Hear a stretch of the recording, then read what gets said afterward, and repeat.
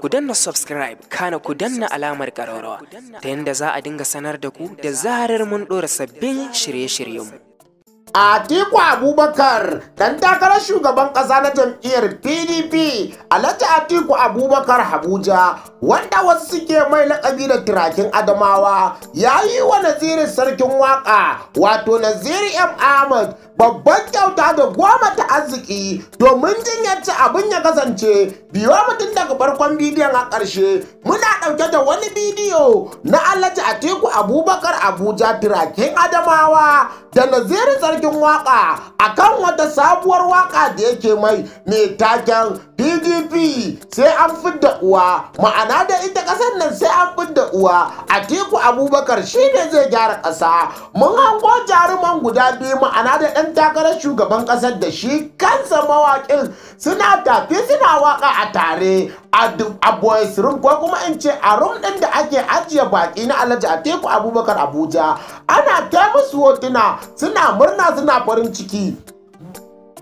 Bacin fitowarsu daga gidan kuma kawai Atiku Abubakar ya nuna wa shi wannan shahararren mawaƙi wata zindimemiyar katuwar mota tare da manyan kuɗaɗe, ma'ana da dala Amurka, ya ba wa Naziru Sarkin Waka kyauta a lokacin da rarara Dauda Kawutu rarara ya sa gasar wata waka mai suna Jagaba shine gaba. Shi kuma ya yi wannan wakar, mutanen gari suna ganin wakar tana gogayya da juna.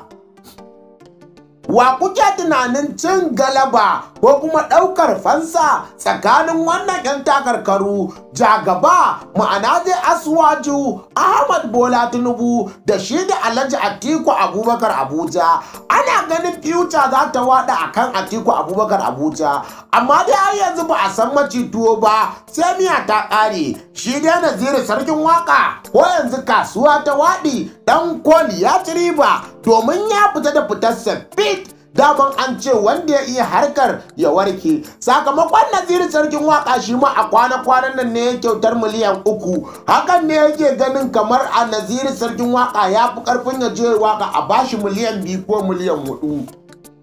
A kiyasin kuɗin da turakin Adamawa ya ba Naziru Sarkin Waka kimanin kuɗin ya kai biliyan 30. In za a lissafa su a kuɗaɗen Najeriya suna da dama, sai dai kawai kowa rabansa zai samu. Ta ɓangare guda kuma Dauda Kawutu rararen waka shi ma ya ziyarci mawaƙin da yawa waka, ma'ana dai Ahmad Bola Tinubu, inda daman can kafin ya ziyarce shi mawaƙin Dauda Kawutu rarara ya sa gasa, ya sa motoci guda 3 da iPhone 7 ɓari 2. Duk wanda ya ci waƙar Jagaba shine gaba, ma'ana dai challenge zai sa wanda ya fi wani iyawa. Hakan ne ya jawo cece kuce a manhajar TikTok, YouTube, Instagram da Twitter ma da sauran kafafen sada labarai. Me kuke gani a ƙasar nan an maida ɗan Najeriya wotiwa, ma'ana dai musamman 'yan ɓangaren arewa an maida su kaji sai da tsaba. Mu dai shawarar mu kyauta, kada ku yarda wani mawaƙi ko wani maroƙi ya zaɓa muku shugaban da zai shugabance ku. Kawai kada a maimaita, saboda 2015 haka aka dage a Najeriya sai Buhari.